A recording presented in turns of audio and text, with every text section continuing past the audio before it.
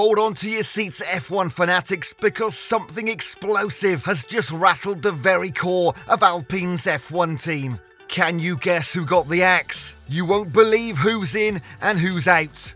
Hey there, you don't want to miss any of our cutting-edge F1 coverage, so go ahead and smash that subscribe button right now. Trust me, by the end of this video, you'll not only be updated, you'll also know something even the most die-hard fans might not. Now listen closely.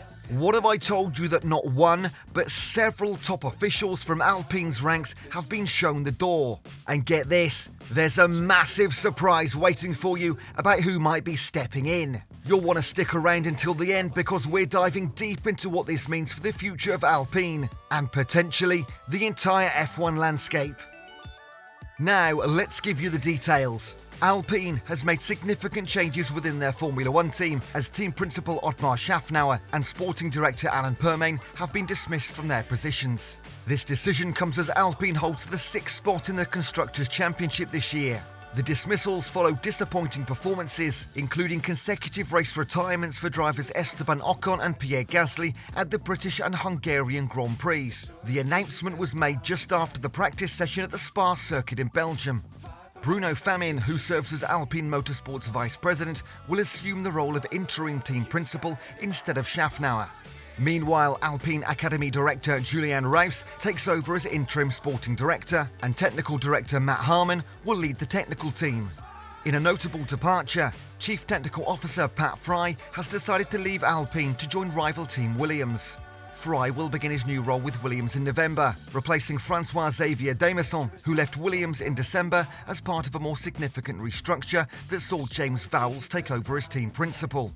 The Alpine team has expressed gratitude to Otmar Szafnauer and Alpine for their contributions over the years and wished them success in their future endeavours. Additionally, these changes at Alpine come shortly after a shift in leadership, with brand chief executive Laurent Rossi being replaced by Philippe Krief due to internal conflicts at the Enstone-based team. During Alpine's highly disappointing performances thus far in the 2023 season, Laurent Rossi stated during the Miami Grand Prix in May that there would be consequences due to poor results, placing responsibility on team principal Otmar Szafnauer. Surprisingly, Rossi ended up being the first senior figure to lose his position, marking a significant change in leadership within Alpine. During the Hungarian Grand Prix a couple of weekends back, Szafnauer's response suggested that he believed his future with the team was secure. He indicated that Philippe Krief and Bruno Famin's appointments wouldn't impact his team management, but instead foster a more like-minded approach to moving forward. Otmar Szafnauer's departure from Alpine is a consequence of the team's underwhelming performance in the first half of the 23 season. They find themselves 120 points behind Ferrari, who currently holds the 4th position that Alpine achieved in the previous year. Szafnauer became part of Alpine preparing for the 2022 season, taking over from Marcin Budkowski. Under his guidance, the Enstone-based team progressed from 5th to 4th in the rankings. Despite this progress, the season was marked by significant developments, such as star driver Fernando Alonso's decision to move to Aston Martin and McLaren's recruitment of reserve driver Oscar Piastri, whom Alpine had initially chosen as Alonso's replacement. And it's also important to note that Pat Fry will be heading to Williams F1. A few weeks back, Fry's appointment as Williams' new CTO had been announced following his departure from the Alpine team amid management upheaval, which saw team boss Otmar Szafnauer and sporting director Alpine being let go. The agreement to bring Fry on board had been in the works for several months before the recent changes in Alpine's management.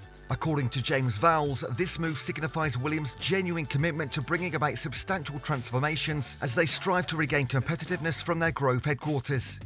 When asked whether Fry's high-profile signing could pave the way for other prominent individuals to join Williams, Vowles responded, "In part, but I hope that for a start, when people saw that I left the comfort of Mercedes to go to Williams, and now people have seen Pat at a time when Alpine was in a strong place, people will now understand that Williams wants a culture of change. So it's not specifically that. It's more that once you see two very senior people that have been in the sport for 20 plus years and winning races, and we want to come here, others will now see why it's worth that journey." He continued, "That's why I wanted to be clear that this wasn't in the last few weeks. This was a long time ago, wanting to join Williams."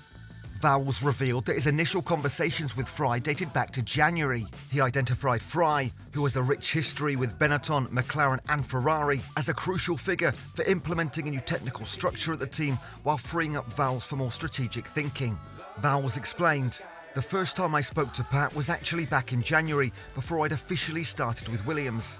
Just to make it clear, he was the one I'd highlighted that I really wanted to be with Williams. He's exceptional at coming into organisations when you need someone to roll up their sleeves and dive into the structure and systems.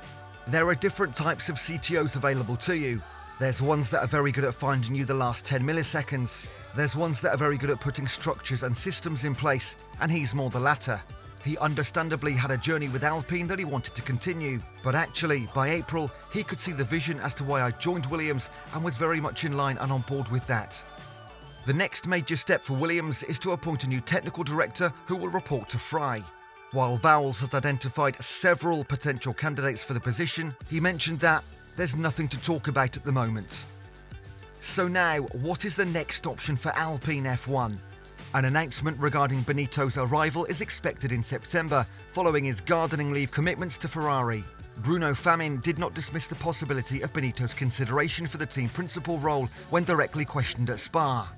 Recent reports from L'Auto journal in France have intensified the rumours surrounding Mattia Benito's potential appointment as Alpine's team principal. Multiple sources suggest that Benito has agreed to step in as a replacement for Otmar Schaffner. His presence at the British Grand Prix in July and subsequent speculation have fueled anticipation of his potential move to Alpine. The vacancy at Alpine arose when Schaffner's contract was terminated by mutual agreement, along with the departure of long-serving sporting director Alain Permain. Since then, Benito's name has consistently been linked to the position. Following Ferrari's declining performance in the title fight against Red Bull, Benito departed from Ferrari at the end of 2022. Despite initially possessing a car comparable to the RB18, Ferrari struggled to maintain competitiveness throughout the season, leading to Benito's resignation. According to the report, Benito was present during the Belgian Grand Prix weekend and even participated in the post-race Pirelli tyre test. L'Auto journal claims that Benito has already reached an agreement to become the Alpine team principal after discussions with Renault CEO Luca De Meo. However, an official announcement is expected in September, allowing for the completion of Benito's gardening leave commitments to Ferrari before joining a rival team. Renowned Ferrari journalist Leo Torini remarked that he wouldn't be surprised if a deal has already been secured for Benito to assume leadership at Alpine. Torini also suggested that Benito's potential new team could be poised for great things. Alpine's Vice President of Motorsports, Bruno Famin, who has temporarily assumed team principal responsibilities after Schaffner's departure, did not dismiss Benito's name when questioned about it at Spa. This adds further weight to the speculation surrounding Benito's potential move to Alpine. Should the rumours prove true and Benito indeed takes on the role of Alpine's team principal, it could mark a pivotal moment in his career.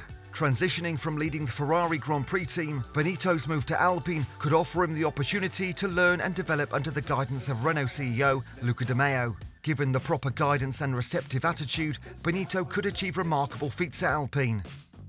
In retrospect, the intensifying rumours about Matteo Benito potentially becoming Alpine's team principal gain further credence as reports suggest he may have already committed to joining the Enstone-based team. Whilst an official confirmation is pending, Benito's presence at the Belgian Grand Prix and the positive assessment from respected Ferrari journalist Leo Torini hint at a possible agreement already in place. If Benito's move to Alpine comes to fruition, it could signify a significant turning point in his career and potentially leading to exciting advancements for the team. Alright F1 fans, you've waited and there it was, the moment of truth. If the rumours are correct and Matteo Benito takes the reins at Alpine, mark my words, this could become one of the most jaw-dropping leadership shake-ups the F1 world has ever seen. So, what do you think is next for Alpine F1? Is Benito the game changer they need? Or will this turn into another dramatic twist in their saga? We want to hear your hottest takes, so light up that comment section below. And if you've made it this far, you're obviously a true F1 aficionado. Don't you think it's time to make that official? Go ahead and destroy that like button if you enjoyed this video. Still not subscribed? Come on, be a part of the community that gets F1 insights so juicy, even the insiders will be jealous. Hit that subscribe button and ring that notification bell so you'll never miss out on any groundbreaking updates. That's a wrap for today's video. Thanks for riding this wild roller coaster of F1 drama with us. This has been F1 Racing Now, your inside track to all things F1. Until next time, keep your eyes on the track and your hearts in the race. See you in the next turbocharged episode.